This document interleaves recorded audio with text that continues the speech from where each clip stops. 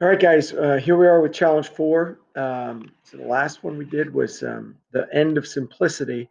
And this challenge is, well, it's still pretty simple, but it involves something that we haven't done before. So hello to Mr. Gripper is a good name for this. So we've got the gripper uh, claw involved, and we're going to use the gripper to pick up a tire tower and then place that tire tower someplace else. So it's the basic concept. Let's take a closer look at exactly what we're going to be doing.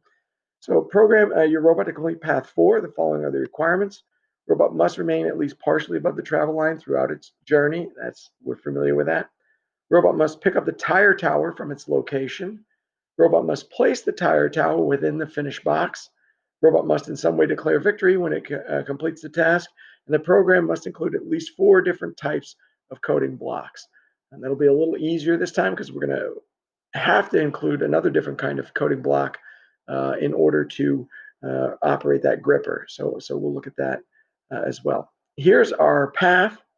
And of course, we know that these dimensions are going to help us get to where we need to be. Here's our start block.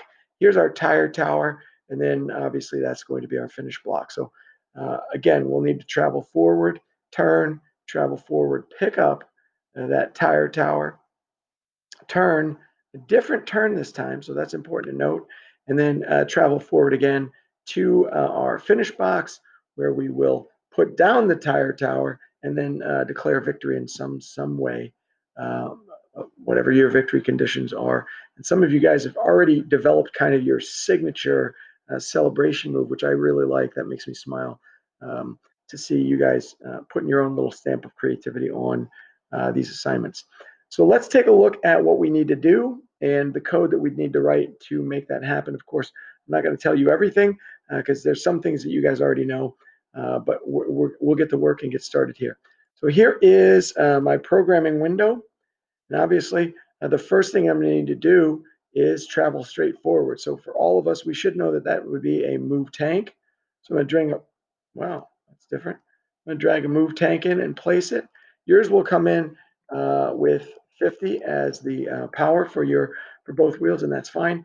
The rotation we'll look at in a few seconds here, and that'll be pretty important. So if we go back to our slideshow here, we've got to go 64 centimeters forward. And you probably already have an idea of what that's going to be because you've done a couple of these programs.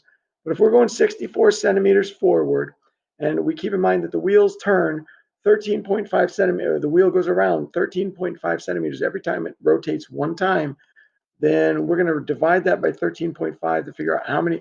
Ooh, let's put that in right. Let's try again. So we've got 64 centimeters, and we're dividing that by 13.5 centimeters each time the tires rotate. So we're going to go 4.74 rotations of the wheel will get us that distance. So this first number of rotations should be 4. Maybe 0.74 rotations. 4.74 rotations would get us 64 centimeters. So what do we need to do next? Well, we go 64 centimeters. The next thing we need to do is turn, right? So we're going to put in a move steering here. And again, the thing we talked about last time, yours will come on the 50 there. Last time we talked about the fact that 92 degrees is about the right turn for a 90-degree turn with the robot we're using. So we're going to use a 92-degree turn here, and one rotation would be perfect. So the thing we need to do next is, again, oops, that's not what we want. Again, we're going to need to go forward, right? This time 76 centimeters. And I'm not going to do that division for you because you, at this point, should know how to figure out the number of rotations to put into this move tank block. So I'm going to drag the move tank block in, and I'll make it look like yours would look. Oops, that's different. There we go. And then I'll just put in a dummy number of rotations, which is clearly not correct. If you put in that number of rotations, it's not going to work for you at all. It's important that you know that. So that brings us to here. Let's take a look. So we went forward, we turned, and we went forward, which brings our robot right to that tire tower. So right now we should be thinking, okay, I've got to use my gripper motor to grab that tire tower.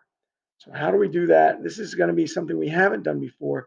Right here is what's called the medium motor. And the medium motor is the motor that's being used to drive the gripper, right? So the medium motor will uh, make the gripper hand close and actually pick up. So close and pick up. In order to close and pick up, the little bit of testing that I've done indicates that it takes 2 rotations of the medium motor to make that close and pick up happen. So we're going to put in 2 rotations for the number of rotations of that medium motor. And that brings us to the point where we're like, okay, well, we're good. We've got that picked up. What's the next step? So the next step would be to turn. This isn't going to be a 90-degree turn, though. We can see that if we're looking at this as though this was the straight line we're traveling, we need to turn from here to here, and that would be a 45-degree turn, or about. So if we've been turning 92 degrees, turn 90, we take 92 and split it in half, that should get us the number of degrees that we're going to turn on this second turn. So we're going to bring in a move steering. We're going to make that, I'm going to say 46 degrees is a reasonable number to have for the turn, the number of degrees of turn that you want to match that that turn that we're looking at. What do we do then? Well, the next step for us would be to go forward 77 centimeters. And again, I'm not going to do that division for you. Take your 77 centimeters divided by the 13.5 centimeters that it takes for every rotation of the tire. And that'll tell you how many rotations to move. But we should know that that's going to be another move tank. And I'll drop this one in down here. And I will wire it in using my wire tool. So again, yours will come in with 50 as a power here.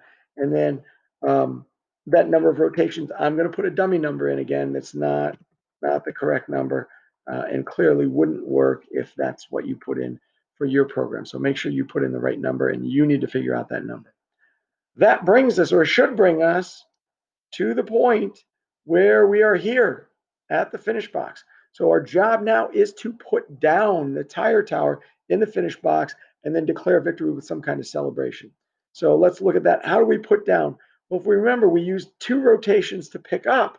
And if you're thinking about that logically, what's the inverse of 2 rotations? So if you're thinking about math class, you might come up with something. So we are going to bring in another medium motor, and we'll set that as it'll come in for you at 50% power.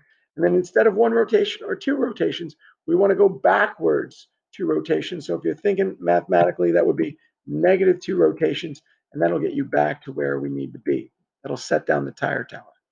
At this point, you need to come up with some celebration that you would use. Additionally, excuse me. Additionally, you've got 3 different kinds of coating blocks right now. You've got a move tank, a move steering, and a medium motor. You need to include at least 1 other kind of coating block in your victory celebration, which could be as simple as bringing in let's come up with something really great here. How about an animal sound? Oh, I can't think of, yeah, elephant call. Um, any celebration that you want to build is fine. You could include, of course, you can include a loop in that celebration, right? You can make your elephant call go over and over again. That sounds terrible and torturous, but this is your celebration. You can do whatever it is that you want to do for your celebration. That is your choice to make. Once you've got your program written, make sure you get a screenshot of it. Screenshot goes in the exit ticket, submit that exit ticket so that I can see your code. Once I can see your code, I can put that into the program that will be on the computer, on the robot, so we can see your code working on this first item, this first path, this first challenge that includes our gripper. So I'm pretty excited to see what you guys write. Make sure that you get your dimensions that you need. Make sure that you write your code and you're careful. Don't just write the code that I wrote because we've already said it won't work. Um, obviously, those turns should work, but all those numbers of rotation shouldn't work. You've got to figure those out, and it's not too difficult. You can do it. So excited to see what you guys write. Get in touch with Mr. Emerson if you got any questions. Let's get this done.